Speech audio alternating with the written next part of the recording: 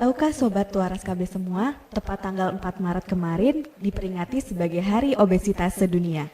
Data WHO 2024 menyatakan bahwa 1 orang dari 8 orang di dunia menderita obesitas. Lebih dari 40 juta orang di Indonesia mengalami obesitas. Hal ini setara dengan jumlah penduduk di provinsi yang ada di Indonesia. Assalamualaikum warahmatullahi wabarakatuh. Selamat datang di podcast Waras KB. Senang sekali kami bisa menyapa Sobat Waras KB semua yang ada di rumah, yang ada di kantor maupun yang sedang berada di jalan. Berjumpa lagi dengan kami di acara podcast Waras KB. Podcast Waras KB adalah sebuah program edukasi kesehatan sebagai bentuk cinta dari Rumah Sakit Umum Daerah Kota Serang kepada seluruh masyarakat di Indonesia. Saat ini obesitas sudah dianggap sebagai salah satu penyakit yang bisa dicegah. Kemudian obesitas ini harus ditangani sedini mungkin sehingga tidak menimbulkan penyakit komplikasi lainnya seperti jantung, seperti hipertensi, diabetes, jantung koroner, stroke, dan kanker. Nah, salah satu tindakan yang dapat mencegah obesitas adalah diet dan pengaturan pola makan. Nah, Sobat Waras, karena memasuki bulan Ramadan, tentunya banyak hal yang harus dipersiapkan apabila kita ingin melaksanakan diet di bulan puasa. Hari ini saya tidak sendiri, kita sudah kedatangan dokter cantik yang ahli di bidangnya. Beliau adalah Dr. Margareta Diana Santi, SPGK Vinem. Dr. Dian ini dokter gizi di RSUD Kota Serang. Beliau sudah banyak ditunggu-tunggu sekali dari masyarakat yang ingin, ayo dong podcast Waras KB undang dokter gizi, katanya dok. Akhirnya dokter Dian hari ini bisa bergabung bersama kita di tengah-tengah berbagi informasi ya dok ya. Hari ini kita mau bahas tentang diet nih dok. Kebetulan kan diet ini banyak sekarang sudah menjadi tren mungkin ya di masyarakat. Ada yang tujuannya untuk, aduh saya pengen kurus jadi harus diet seperti itu. Nah sebetulnya dok, diet itu dari segi ilmu kedokteran gizi itu seperti apa sih dok konsepnya? Ya, jadi diet itu lebih ke pengaturan pola makan. Pola makan yang seperti apa? Jadi pola makannya kita atur baik dalam jumlah kalorinya, kemudian porsi makannya, jenis makanan, kemudian jadwal makan, kemudian makanan yang kita makan pun harus mengandung gizi seimbang. Jadi kalau kita diet itu banyak hal yang perlu kita perhatikan. Coba next slide. Ya, jadi pola makan sehat itu yang kita jalankan tidak sekedar hanya tidak makan gorengan atau saya nggak mau lagi jajan yang terlalu manis, bukan seperti itu. Jadi lebih ke pengaturan pola makan dalam hal kuantitas dan kualitas. Kuantitas itu maksudnya apa? Kuantitas berarti cukup dalam hal kandungan energi dan kalori, dan tiap orang berbeda-beda. Jadi saya dengan Teviani itu beda-beda. Bisa saja kita sama-sama perempuan tapi dibedakan berdasarkan usia, kemudian pekerjaan, aktivitas fisik, berat badan, tinggi badan, kemudian kondisi klinis masing-masing berbeda, dan faktor lain lagi adalah genetik ya. Jadi harus diperhatikan kuantitasnya, kemudian kualitas. Jadi kualitas makanan harus betul-betul mengandung zat gizi makro dan mikro. Zat gizi makro itu maksudnya apa? Zat gizi makro itu zat gizi yang dibutuhkan dalam jumlah yang besar. Jadi harus cukup secara protein, karbohidrat, lemak, airnya harus cukup. Kemudian zat gizi mikro itu vitamin dan mineral juga harus cukup. Baik, ya jadi kalau dari segi ilmu kedokteran gizi, diet itu adalah intinya pengaturan pola makan ya dok ya, baik dari itu jenisnya, kemudian jadwalnya, kemudian porsinya ya dok ya, dan itu tentunya harus mencukupi makronutrien dan mikronutrien mungkin di dalam tubuh. Harus lengkap, oke. Mungkin nanti ininya didekatin aja nggak apa-apa, ditempel. Nah dok, kita hari ini mau bermain nih dok, bermain mitos atau fakta. Mitos atau fakta. Nah dokter nanti ketika saya ada pertanyaan nanti dokter tinggal pilih salah satu ya. Ini adalah statement yang sering beredar di masyarakat nih. Untuk yang pertama, apa benar dok diet itu hanya untuk kurus aja? Itu mitos atau fakta? Oh, mitos ternyata Oke. Sobat Waras KB. Ternyata diet itu Ya. bukan hanya untuk kurus aja ya, Dok ya? Ya, betul. Banyak teman-teman kadang-kadang yang mengatakan saya lagi diet dan saya tidak mau makan. Ada yang manggil makan, nggak mau deh, saya lagi diet, ya. Jadi betul-betul mengurangi makan dan berharap supaya dengan mengurangi makan bisa menjadi kurus. Nah, diet itu sebetulnya seperti yang telah dijelaskan tadi, bukan hanya tujuannya untuk menjadi kurus sebetulnya, lebih ke pengaturan pola makan yang sehat, yang tujuannya berbeda-beda setiap individu. Pada individu dengan berat badan berlebih, otomatis kita tujuannya menurunkan berat badan sehingga mencapai berat badan ideal sebelum terjadinya penyakit-penyakit penyerta seperti diabetes, hipertensi, dan stroke. Pada pasien-pasien dengan berat badan yang kurang, tujuannya adalah mencapai berat badan ideal. Kemudian diet itu juga bisa dilakukan pada kondisi khusus, contohnya pada pasien dengan penyakit tertentu, diabetes contohnya. Jadi kita mengatur diet supaya gula darahnya terkontrol. Pada pasien-pasien lain seperti gangguan ginjal, kita mengatur diet untuk kecukupan protein supaya kerusakan ginjalnya tidak bertambah berat. Kemudian diet juga bisa pada anak-anak, ibu hamil dan menyusui. Pada 1000 hari pertama kehamilan itu juga kita mengatur pola makan untuk nutrisi optimal bagi bayi dan ibunya. Baik, jadi diet itu tidak hanya untuk kurus aja Sobat Waras KB ya, Dok ya. Jadi bisa untuk menaikkan berat badan bagi yang target berat badannya masih kurang, atau bisa juga untuk yang sedang sakit misalnya, Dok ya, seperti diabetes, diet untuk pasien-pasien yang lagi stroke, kemudian diet untuk pasien kanker bisa juga. Lagi pula juga bisa diet untuk pasien-pasien anak ya, Dok, atau anak-anak yang di 1000 hari pertama kelahiran. 1000 HPK. Betul, kita yang harus diperhatikan. Begitu juga untuk ibu-ibu hamil dan ibu menyusui ya, Dok ya. Diet itu berarti kita mengatur pola makan dan jadwal makan serta jenis-jenis makanannya seperti itu. Jadi mitos ya kalau diet itu hanya untuk kurus. Iya, oke. Nah, Dok, kita kan sebentar lagi mau memasuki bulan suci Ramadan. Tentunya umat-umat muslim di seluruh dunia akan berpuasa, menahan makan berarti ya, menahan lapar dan haus dari terbit fajar hingga terbenam matahari. Nah, banyak orang nih, Dok, termasuk saya sebetulnya, Dok, menjadikan bulan puasa ini sebagai peluang untuk diet seperti itu. Nah, memang boleh seperti itu, Dok? Iya. Jadi sebetulnya puasa Ramadan merupakan jenis pengaturan makan dengan pembatasan jam makan. Jadi ada periode puasa, ada periode makan. Jadi ada jendela makan sekitar 12 jam kurang lebih yang harus kita patuhi. Kemudian kita puasa. Jadi betul-betul kita harus mengatur pola makan. Memang jumlah jam makannya kan dikurangi. Jadi biasanya kita makan 3 kali makan besar. Jadinya sekarang cuma 2 kali, cuma 2 kali. Buka puasa, kemudian sahur, kemudian di antara waktu itu ngemil. Kalau dilakukan dengan cara yang betul, jadi kalau dihitung dulu jumlah kalorinya sebelum memulai puasa, kita bisa tahu. Jadi pasien ini kalorinya sekian. Kemudian kita jabarkan dengan jadwal makan. Jadi tetap kita bisa restriksi kalori, jadi tetap bisa mengurangi kalori dengan mengatur porsi makan tadi. Walaupun cuma 2 kali makan besar, tapi kita atur cemilannya. Buka terutama itu biasa godaan terbesar. Betul. Buka puasa itu cenderung kepengennya yang manis-manis, atau biasanya malah gorengan. Malah gorengan, malah kadang langsung buka dengan makan besar.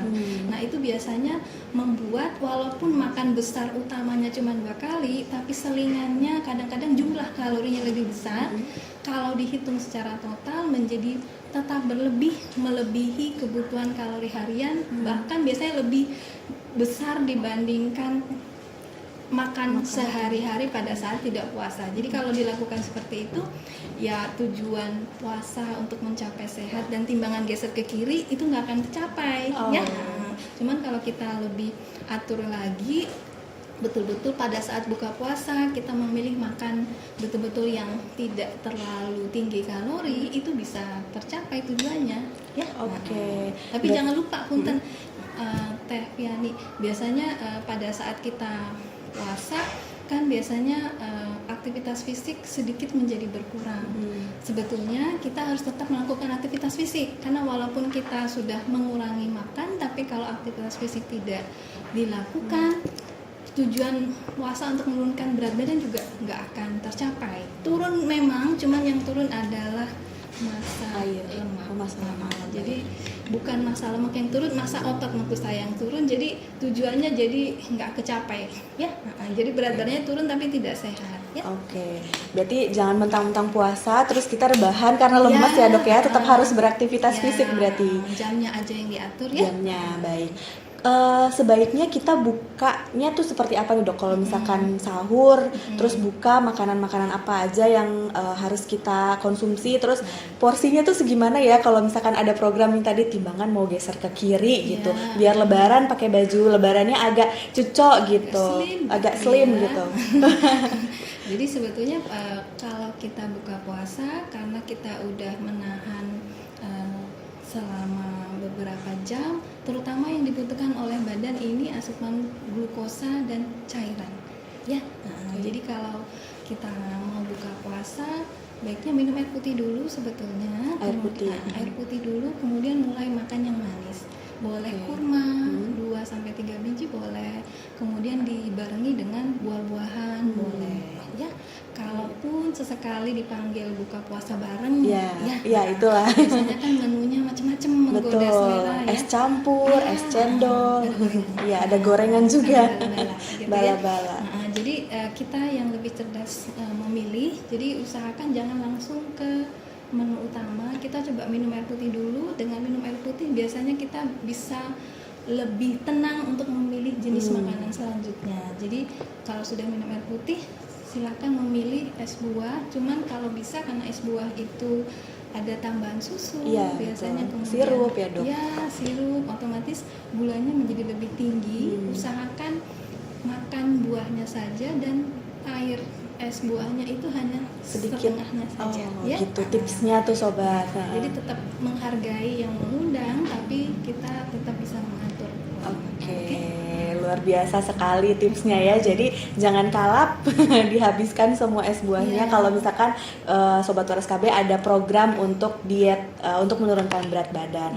Kalau untuk menaikkan berat badan mungkin diperbolehkan ya dok ya. Boleh, tapi dengan jumlah yang wajar juga. Jumlah bukan yang berarti bebas ya. Baik. Yang jelas diet itu harus menyenangkan, tidak boleh menyiksa. Nggak boleh bikin stres ya Nggak dok. boleh, ya, karena kapan kita stres, hormon stresnya keluar, nggak jadi dietnya. Iya betul. Kalau untuk sahur dok, kalau untuk sahur sendiri itu apakah boleh? Kadang tuh di masyarakat suka beredar begini, pas sahur makannya nasi dan mie instan. Katanya alasannya biar kuat sampai buka puasa. Katanya itu memang seperti itu dibenarkan dok? Jadi sebetulnya kalau untuk makan utama saat setelah buka puasa kita makan utama, kemudian mau sahur kita makan utama, itu panduannya sama seperti pola makan sehat yang tadi saya jelaskan. Jadi kalau kita pakai piring makan, coba saya pakai ya. Jadi kalau kita pakai piring makan sehat, ya seperti ini ya teman-teman mungkin bisa lihat ya. Jadi kita usahakan piringnya ini sebagai contoh ya. Kalau di rumah jangan gede-gede piringnya, karena otomatis kita akan memenuhi semua piringnya ya. Jadi kita usahakan yang sedang-sedang saja. Kemudian kita bagi 2 porsinya. Yang sebelah sini 2/3-nya adalah makanan utama. Makanan utama ini boleh nasi, kemudian boleh kentang dengan kulit, kemudian jenis karbohidrat. Cuman kita milihnya yang tinggi serat dengan indeks glikemik yang rendah. Jadi tidak terlalu cepat menaikkan gula darah. Jadi boleh kalau yang suka makan nasi merah boleh dicoba. Kemudian boleh diganti menjadi oat atau havermut juga boleh. Tapi kalaupun belum bisa, nasi putih juga nggak apa-apa, tapi dengan porsi yang sudah secukupnya saja. Jadi cuma 2/3, sepertiganya adalah lauk pauk. Jadi protein hewani dan nabati harus masuk. Contohnya ikan, ayam, telur, kemudian tahu, tempe, itu pasti boleh. Protein ya dok. Harus cukupkan ya. Kemudian setengahnya lagi, ini ya terbesar juga ya. Ini adalah buah dan sayur. 2/3-nya adalah sayuran, 1/3-nya adalah buah. Jadi ini harus cukup. Kalau tadi pertanyaannya mie dan nasi, Iya. berarti mie pun kan adalah jenis karbohidrat, dan karbohidratnya jenisnya karbohidrat sederhana, jadi otomatis gula darah akan naik terlalu cepat dan turun lagi dengan cepatnya. Malah biasanya habis makan justru menjadi tidak bugar karena habis makan adalah ngantuk. Nah, gula darahnya naik dan turun terlalu cepat. Oh, seperti itu. Jadi malah nggak kuat puasanya. Oke. Jadi mager lagi. Berarti Nggak harus goyang seimbang lagi. ya dok Iya, ya. tetap Walaupun harus gizi sahur seimbang. harus tetap gizi seimbang, ada karbohidrat, protein dan sayur-sayuran, vitamin seperti itu ya dok.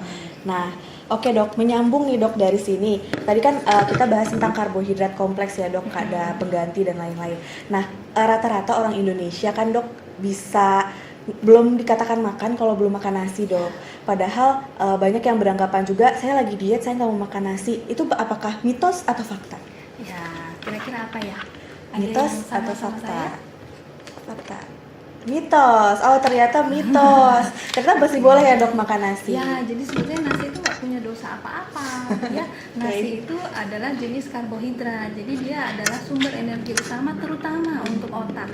Jadi untuk kita berpikir, kemudian untuk beraktivitas, sumber energi utamanya adalah karbohidrat. Cuman memang kita harus memilih jenis karbohidrat yang kompleks. Jadi lebih tinggi serat dan indeks glikemiknya nggak tinggi, jadi dia agak lambat diserap menjadi gula. Ya. Contohnya apa tuh dok? Contohnya tadi, contohnya ini, coba saya punya ini ya. Karbohidrat kompleks. Ya, Banyak bisa karbohidrat ditemui di pasar-pasar ya dok ya? Iya, jadi selain nasi putih itu kan nasi yang kulit arinya sudah dibuang, jadi otomatis penyerapan di badan menjadi lebih cepat dibandingkan kalau kulit arinya masih ada, contohnya nasi merah. Oh, ya. iya. Jadi dia agak lambat dicerna, kita kenyang lebih lama, gula darah naik nggak terlalu tinggi. Selain nasi merah, bisa juga diganti menjadi kentang tapi dengan kulitnya. Kentang pakai kulit ya dok? Ya, jadi dibersihin sedikit, kemudian kentangnya dikukus bersama kulitnya. Oh, dikukus. Kalau direbus? Hilang. Oh hilang. Jadi baiknya dikukus Dikukus aja. kentangnya dengan kulitnya baik. Kemudian bisa juga milih kayak jagung, kemudian ubi jala, kayak ubi cilembu itu Ubi boleh. cilembu boleh ya dok, karena dia ada manis-manisnya Ya, gitu. roti gandum boleh, atau kalau ada yang suka mengganti ke oat atau havermut juga boleh. Tapi tetap jangan lupa selain makan karbohidrat tetap harus ada protein di menu makanannya. Jadi bukan berarti cuma ngemil kentang tidak ada lauk pauk penggantinya ya. Oke. Sayurnya juga tetap harus ada. Bukan berarti udah makan jagung nggak makan lagi sayur. Berarti Harus full. iya baik. Berarti nasinya itu kita ganti dengan nasi merah, nasi Iya. dengan kulit berarti ya, nasi dengan kulit arinya dok. Kadang-kadang tuh kita masyarakat ada yang tidak terbiasa dengan nasi merah ya dok ya. Itu apakah masih boleh pelan-pelan gitu dok dicampur misalkan nasi merah dan nasi putih beberapa bagian gitu. Sebelum kita pure ke nasi merahnya. Boleh. Boleh. Jadi sebetulnya diet itu tidak boleh mengganti pola kebiasaan dalam sehari-hari seharusnya. Jadi harus bisa dilaksanakan. Jadi nggak boleh kita memaksakan sesuatu yang tidak bisa untuk dijalankan. Pada pasien-pasien tertentu kadang-kadang sudah mencoba dan tidak merasa nyaman dengan nasi merah. Iya, Karena betul. udah nggak terbiasa ya. Nah, jadi tetap boleh sebetulnya dengan nasi putih, tapi porsinya betul-betul kita atur. Kita hitung dulu total kalorinya, kemudian kebutuhan karbohidratnya berapa, kemudian kita terjemahkan ke menjadi porsi nasi. Nasinya pun kalau bisa kita olah supaya dia tidak cepat menaikkan gula darah, ada strateginya sebetulnya. Oh, gimana Jadi tuh, kita boleh mengolah nasinya tidak dengan jangan terlalu lama dimasak, jadi durasi memasaknya kita atur. Oh, Jangan iya. terlalu lembek juga, jadi tingkat kematangannya kita atur, kemudian tingkat kelembekannya juga kita atur supaya gula darahnya tidak terlalu tinggi dan dimakan dengan di suhu ruangan. Oh jadi nggak boleh langsung panas-panas, harus diademin dulu gitu ya dok ya? Dimakan dengan suhu ruangan. Di suhu ruangan. Itu tipsnya dicatat, sudah dicatat Sobat Iya, Waras KB nggak apa-apa semuanya? makan nasi, saya juga penggemar nasi putih soalnya. Iya, orang Indonesia harus pakai nasi ya dok. Oke baik Sobat Waras KB, kalau ada yang mau ditanyakan di live Instagram ini, di sesi ini boleh ditulis di kolom komentar. Pertanyaannya apa saja, jangan lupa sebutkan namanya ya Sobat Waras KB. Kita tunggu sampai dengan sesi acara berakhir. Nah dok, selanjutnya nih banyak orang-orang yang berpuasa itu kan beraktivitas mulai dari aktivitasnya yang ringan, yang sedang, kemudian sampai yang berat gitu seperti pekerja-pekerja outdoor di luar sana ya dok. ada nggak sih dok tipsnya supaya kita ketika berpuasa itu nggak lemes gitu dok? Oke. Apalagi untuk yang bekerjanya full outdoor dan full pakai power gitu.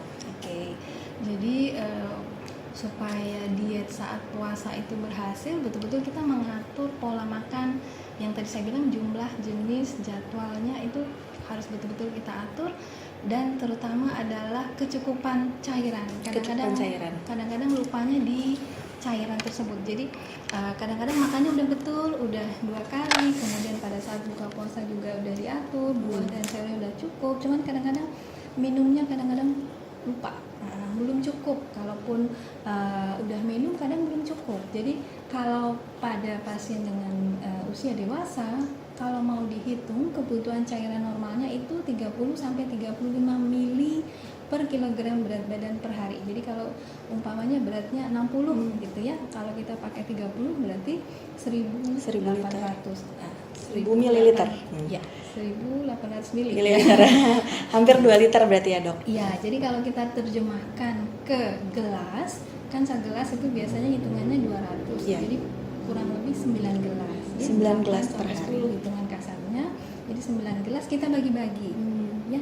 Jadi kita buka puasa tadi minum 1 gelas, kemudian setelah makan nanti minum 1 gelas lagi, kemudian setelah sholat kita minum 1 gelas lagi, mau tidur minum 1 gelas lagi, udah 4 berarti ya. Kemudian bangun tidur minum, Iya. mau sahur itu nanti sebelum makan minum dulu, kemudian habis sahur juga minum lagi, udah dapat, udah 7. Udah 7 tadi. Nanti selain minuman kita kan juga makan buah. Kita pilihnya buahnya yang berair. Berair. Nah, jadi buah yang mengandung air lebih banyak juga bisa mencukupkan kebutuhan cairan kita. Nah sekarang soalnya udaranya di luar itu panas banget. Iya, betul, Jadi panas. betul-betul kita harus mencukupkan kebutuhan cairan pada saat jendela makan di waktu berbuka tadi ya. Jangan sampai lupa. Soalnya kalau lupa nanti lemes. Iya betul. Intinya adalah pasokan cairannya harus cukup. Iya. Kita bekali dulu tubuh kita dengan cairan yang cukup gitu. Oke dokter, kayaknya sudah ada pertanyaan Baik. dari teman-teman Waras KB di Instagram. Kita boleh bacain ya dok ya? Boleh. Oke. Nah ada nih dok, 1.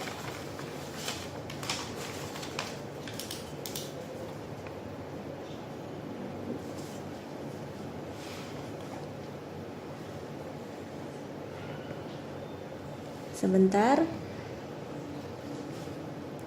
Tadi ada yang komen dok, sahur saya mie dok, ya salam katanya gitu. Nggak apa-apa dok Tapi katanya. harus ditemenin sama lauk dan sayurnya, jangan mie aja ya. Jadi mie-nya pun ditakar, kemudian harus ada lauknya, jangan cuma mie kosong aja ya. Jadi mie harus tambah telur, boleh tambah ayam, kemudian sayurnya jangan lupa. Kadang-kadang lupa sayurnya, jadi cuma mie saja tanpa lauk dan sayur. Kalau dilengkapi dengan sayur, penyerapan gulanya juga nggak terlalu tinggi jadinya ya. Baik, berarti harus lengkap intinya. Iya. Dok, ini dari teman ngopi. Dok izin bertanya, untuk pasien yang mengidap darah tinggi dan asam urat mungkin, mengidap darah tinggi dan asam urat, sebaiknya mengkonsumsi makanan apa saja ya untuk bulan Ramadan ini agar nutrisi yang kita butuhkan tercukupi bulan puasa nanti. Ya. Seperti itu. Halo teman ngopi. Halo, selamat siang. Jadi untuk pasien dengan hipertensi dan asam urat, kita bisa mengatur selain kecukupan kalorinya. Kalau boleh tahu, boleh komen nggak berat badannya berapa? Coba kita Oke, hitung kasar. boleh teman ngopi di komen berat badan dari badan berapa? mungkin Coba ini kita keluarganya hitung ya. kasar. Berapa berat Oke. badannya? Karena bergantung ya dok ya. Iya, jadi kalau mau dihitung kasar, kita hitung dulu kebutuhan energinya. Kalau pasiennya laki-laki, kita bisa hitung secara cepat 30 kali berat badan idealnya. Kalau dia berlebih, kita pakai berat badan ideal, tapi kalau dia berat badannya kurang, kita pakai berat badan aktualnya dia. Jadi kalau sudah dapat kebutuhan energinya, nanti kita harus mencukupi sehari-hari itu sebegitu. Jadi kita bagi-bagi 3 kali makan besar, 2 kali makan selingan. Cuman yang terpenting adalah selain energinya nggak boleh berlebih, penggunaan garam juga betul-betul diatur. Jadi kita mengolah cara mengolah makannya betul-betul harus memperhitungkan penggunaan garam yang diperbolehkan hanya 1 sendok teh per hari. Jadi itu garam kalau bisa ditambahkan hanya sebagai bumbu saja, tidak sebagai tambahan dalam makanan, contohnya yang diolah dengan tambahan Penyedap. Nah, jadi itu betul-betul pemakaian penyedap itu kita kurangin ya. Jadi selain kalorinya, penggunaan garam kita atur. Kemudian yang terpenting itu biasanya harus mencukupkan sayurnya. Sayur, baik. Sayur dan buah harus cukup supaya cairannya juga cukup ya. Nah, vitamin, mineral dan seratnya juga bisa masuk dengan baik. Untuk pasien dengan asam urat, kita hati-hati dengan penggunaan protein terutama yang mengandung tinggi purin. Contohnya kalau kita makan seminimal mungkin makan dari yang jenis jeroan ya. Kadang-kadang ada yang takut tidak mau makan sayur lagi karena asam urat, sebetulnya tidak 100% benar. Jadi kandungan asam urat dari sayur hijau itu tidak seberapa tinggi dibandingkan kandungan purin dalam jeroan. Jadi masih boleh dimakan, cuman memang harus bervariasi. Tidak boleh pagi, siang, malam dengan jenis sayuran hijau yang sama. Kita bisa ganti pagi umpamanya kita makan bayam, tapi siang malam kita ganti dengan yang lain. Bisa menjawab kira-kira? Ya, tadi katanya berat badannya 55 kg, usianya 65 tahun katanya. Laki-laki? Laki-laki dan perempuan berbeda berarti ya, Dok ya? Kalau laki-laki kita kali 30, kalau perempuan kita kali 25. Kasarnya seperti itu. Cuman kalau nanti mau lebih jelas, nanti boleh kita aturkan lebih detail ya. Baik, baik. Mungkin nanti bisa bertemu Dokter Dian nih kayaknya. Berkunjung aja ke RSUD Kota Serang ya, Dok ya. Setiap hari apa tuh, Dok? Kalau boleh di-share ke teman-teman biar bisa ketemu Dokter Dian. Boleh. Nanti kita boleh jadwalkan di hari Senin, Selasa, Rabu ya. Oke, Senin, Selasa, Rabu. Di jam 12 ya, Dok ya, sampai dengan jam 2 siang. Oke, jangan lupa dicatat jadwalnya Dokter Dian biar bisa ketemu dokter kita yang lembut ini. Oke, Dok, ada pertanyaan lagi. Kalau untuk program hamil itu dietnya seperti apa ya, Dok? Karena ada beberapa orang yang sudah konsultasi ke dokter kandungan tapi belum hamil juga seperti itu. Nah, katanya disuruh untuk menurunkan berat badannya katanya agar bisa hamil. Itu betul atau betul banget gitu, Dok? Betul banget. Betul banget. Jadi pasien-pasien dengan obesitas memang cenderung akan terjadi gangguan hormonal.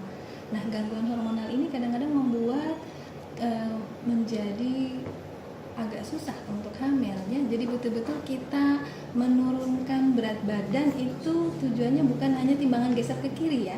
Jadi betul-betul supaya lebih sehat dengan bonus mau hamil boleh ya. Gitu. Jadi betul-betul harus mengatur pola makan. Sebetulnya prinsipnya sama, kita menganut gizi seimbang ya. Prinsipnya sama, cuman jumlah kalori tiap orang berbeda. Jadi nanti kita sesuaikan per individu, sesuai target kebutuhan individu yang berbeda-beda. Oke, jadi supaya menyeimbangkan hormon juga ya, Dok ya. Biar cepat hamil, jadi bukan biar cepat hamil, supaya diberikan keturunan, kita juga harus mempersiapkan diri kita sebagai wanita gitu. Tentunya dengan salah satu caranya dengan diet tadi yang menurunkan berat badan seperti itu. Nah, Dok, ada pertanyaan lagi dari sebentar, agak hilang tadi. Nah, Dok mau tanya, udah nih tadi kalau makan mie pakai nasi boleh enggak katanya gitu. Kalau ini ada pertanyaan dari Trigun Cuser, sepertinya kita kenal, tapi nggak apa-apa. Bagaimana pola makan yang baik untuk ibu hamil yang puasa? Baik. Jadi program pada saat puasa ibu hamil sebetulnya tetap boleh untuk berpuasa, cuman memang harus betul-betul kita perhatikan karena jumlah kalorinya berbeda dengan pada pasien-pasien biasa. Pada pasien dengan ibu hamil kita ada penambahan kalori tergantung trimester kehamilannya. Jadi jumlah kalorinya sedikit lebih tinggi dibandingkan pada saat tidak hamil. Jadi nanti dengan jumlah kalori yang tinggi kita bagi-bagi sedikit-sedikit. Jadi porsi makannya otomatis tidak sama dengan yang biasa. Jadi setelah berbuka puasa, kemudian makan besar, kemudian sebelum mau beristirahat istirahat biasanya kita akan Makan ngasih ekstra kembali di situ, kemudian dengan makanannya jumlahnya kecil tapi tinggi kalori, kita pilihkan yang lebih sehat ya. Kemudian buka pada saat sahur juga kita atur, jadi jadwal makannya memang agak berbeda, jumlahnya agak berbeda ya, perbedaannya di situ karena kalorinya lebih ibu besar. hamil lebih besar. Baik. Nih bagi sobat Waras KB yang sedang hamil atau sedang menyusui, kalau misalkan pengen dikasih bocoran ya dok ya tentang daftar-daftar makanan apa aja sih yang harus dimakan, yang baiknya dimakan gitu ketika puasa, pengen tahu, udah pokoknya pengen singkat deh saya harus makan apa aja, bisa ketemu dengan dokter Dian tadi di hari Senin, Selasa, Rabu, jangan lupa ya. Oke dok, ada lagi nih dok, nggak apa-apa ya kita sambung lagi dari Nabila Rasya 2812. Siang dokter Dian, saya mau tanya dok, saya itu punya asam lambung. Bagaimana cara diet untuk yang punya asam lambung dok? Sementara kalau nggak ngemil mulut saya asem dok. Terima kasih gitu katanya dok. Ya, jadi pada pasien dengan gangguan ulu hati biasanya karena berat badan berlebih, biasanya keluhan tersering adalah asam lambung yang naik. Oke. Nah, sebetulnya penyebabnya itu karena dorongan dari massa lemak yang mendorong lambung. Jadi makanya walaupun sedikit cepat penuh, tapi jadi karena lambungnya terdorong ke atas makanya sedikit cepat kenyang, tapi habis makan tetap merasa lapar lagi, tetap pedis juga. Jadi kita betul-betul harus mensiasati dengan porsi makannya memang tidak bisa banyak. Jadi PR pertama biasanya akan harus menurunkan berat badan, itu harus. Walaupun gastritis ya dok? Harus menurunkan berat badan, tapi caranya kita atur ya. Jadi pada pasien-pasien dengan gangguan ulu hati biasanya kita pilihkan jenis makan yang rendah lemak. Rendah lemak. Jadi makanan itu tidak lama dicerna di lambung ya, jadi tidak membebani kerja lambung. Kemudian selain jenis makanannya rendah lemak, kita juga aturkan pada saat setelah makan tetap untuk duduk, tidak langsung rebahan. Paling cepat tidur itu 3 jam setelah makan. Biasanya nanti ada list-list makanan yang akan kami berikan untuk pasien-pasien dengan gastritis. Ada list khusus memang yang harus diikutin. Kadang-kadang makanan yang mengandung gas juga membuat tidak nyaman. Jadi kayak sayur yang mengandung kol itu kadang-kadang nggak nyaman. Kemudian buah-buahan kayak apel kadang-kadang juga bikin nggak nyaman. Jadi nanti list-listnya aja yang boleh diikuti di rumah ya. Berarti harus menghindari makanan-makanan atau bahan-bahan makanan yang mengandung gas gitu ya dok ya. Mengandung gas, kemudian tinggi lemak. Polanya juga sama ya dok, karena dia tadi kan sering perih kalau atau asam mulutnya gitu. Mungkin karena asam lambungnya naik gitu. Jadi ketika dia nggak ngemil, dia tuh nggak enak mulutnya gitu. Itu bisa diakali, nanti diberikan list-list menu makanan untuk pasien-pasien gastritis. Nah, ada lagi dok dari Dinur Laila. Dok mau tanya untuk orang dengan diagnosa sistitis, katanya pengaturan minum saat puasa bagaimana dok? Karena kalau kurang minum sering kambuh sakitnya. Sistitis. Kebetulan slide-nya muncul ya. Jadi nanti kakak siapa tadi? Dinur Laila. Kakak Din nanti boleh dihitung kebutuhan cairan hariannya ya. Pada pasien dewasa sekitar 30 sampai 35 mili per kilogram per hari. Jadi coba nanti dihitung berat badannya berapa. Nanti kita dapatkan total kebutuhan hariannya. Jadi nanti boleh dibagi-bagi. Kalau hitungan gelas, 1 gelas, kalau gelas saya yang ini agak besar, ini sekitar 220 atau 230. Kalau gelas belimbing biasa itu sekitar 200 mili, jadi 1000, contohnya 1500 dibagi 200, jadi minimal 6 ya, 6 sampai 7. Nah, lebih sedikit nggak ya. Jadi harus memang kita bukan nyanyian 8 sampai 10 gelas sehari, bukan. Jadi kita harus hitung dulu kebutuhan kita berapa, kemudian kita jabarkan ke dalam gelas yang kita bagi-bagi, nanti diatur sesuai kemampuan kita ya. Sepertinya di sini pertanyaannya hampir sama semua ya dok ya. Diet untuk penyakit apa tadi, gagal ginjal, kemudian diet untuk penyakit asam urat tadi ditanyakan seperti itu. Nah, mungkin nanti kita akan ada episode selanjutnya ya, Dok. Boleh Dokter Dian mau datang lagi ke sini untuk mengupas lebih detail lagi masing-masing penyakit. Nanti misalkan bisa kita bahas tentang diet untuk penyakit diabetes, kemudian atau gagal ginjal juga ya. Tetap pantengin terus ya podcast Waras KB-nya gitu. Nah, terakhir nih Dok, kira-kira untuk cemilan malam yang sehat itu ada rekomendasi nggak Dok? Apalagi untuk kita yang suka lembur nih misalkan di kantor gitu, kadang-kadang pengen nyemil nggak harus bulan Ramadan, itu kira-kira kita nyemilnya apa ya Dok yang baik? Sebetulnya cemilan yang sehat itu panduannya sama dengan piring makan yang sehat. Jadi harus mengandung karbohidrat, harus mengandung protein dan lemak serat serta tinggi serat.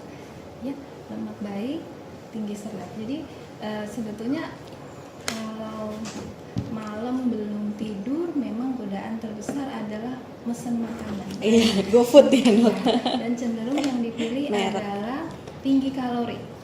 Betul. Ya, jadi kalau yang tinggi kalori otomatis tinggi gula biasanya ya. Jadi makanan-makanan seperti martabak manis itu Iya. 24 jam. Betul. Ya, jadi, Apalagi tambah es kopi ya Dok. ya, jadi kita kalau begitu coba minum air putih dulu. Kadang-kadang kita mensalahartikan persepsi lapar dengan haus. Jadi Betul. pada saat kita belum tidur, terus ada perasaan lapar, coba minum air putih dulu. Kalau memang belum berhasil, coba tambahkan cemilan seperti buah-buahan. Oke. juga.